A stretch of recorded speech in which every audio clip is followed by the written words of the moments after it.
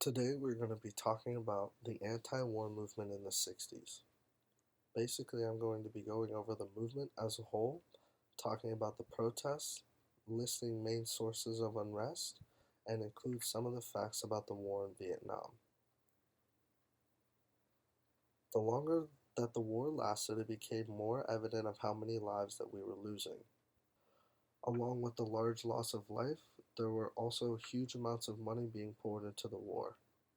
According to Tom Ballantyne, a writer for the Vietnam War website, he says that an estimated 58,000 U.S. lives were lost in the years of 1964 to 1975. On the positive side of things, it is estimated that the communists faced with some 666,000 casualties. Economically, it is estimated that the United States' direct cost of the Vietnam War was 168 billion US dollars. There were still hundreds of billions of US dollars spent on veterans to help them with their day-to-day lives after returning home from the war. One of the biggest concerns for the anti-war protesters was the mandatory draft. Even though two-thirds of active military personnel were voluntarily in the service, that remaining one-third was filled with those selected by the draft. For the first time since 1942, the United States conducted a draft lottery in the December of 1969. Without going into too much detail, I'll explain how the draft lottery works. Every date from January 1st to December 31st was individually placed into a capsule, then each capsule was placed into a larger container.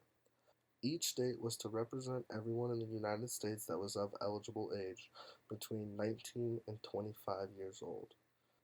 The capsules were numbered in the order that they were picked from 001 all the way up to 366. The men were selected to service in order that their birth date was selected.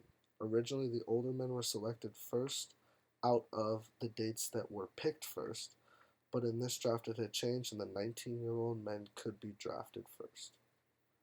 The anti-war movements began in small groups of peace activists, but eventually gathered a large amount of support in 1965.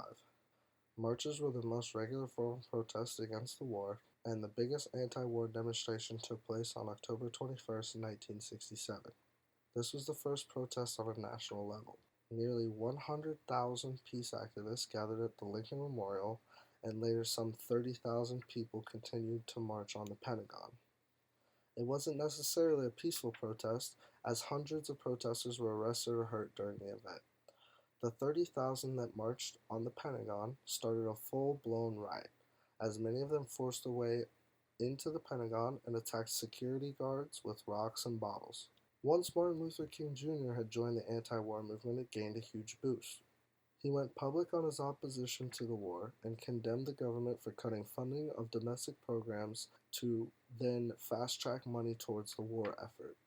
The end of the Vietnam War was not something that happened overnight. It was the beginning of the end in June of 1969 when President Nixon stated that he began the program called Vietnamization. The objective of this was to slowly remove troops from the front lines while also strengthening the Vietnamese equipment in an effort to make it so that they could defend themselves without the aid of the U.S. The Paris Peace Accords were signed in January of 1973, and with this, the U.S. had completely withdrawn from the war. The fighting continued through mid-April in 1975, but ended shortly after when Saigon was lost to the Communist forces.